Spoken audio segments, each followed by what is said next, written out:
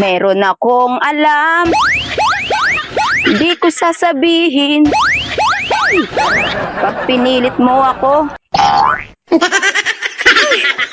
Naku, paano kaya sisindihan itong imported na chimenea ni Madam? 1 million, 2 million, 3 million. Madam! Ha?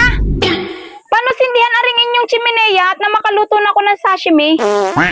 Paano dumikit yan chimenea? Sayawan mo muna sa harap bago magdikit yan. Imported kasi yan, kakaiba yan. From Canada yan. Mainam, sasayawan pa pala bago aring masindihan. Paano nga? Ge? DJ, play the music.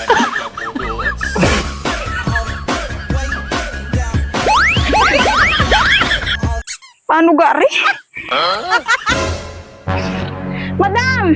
Lambot na ayaw pang dumikit eh. Paano gari maluluto pagana?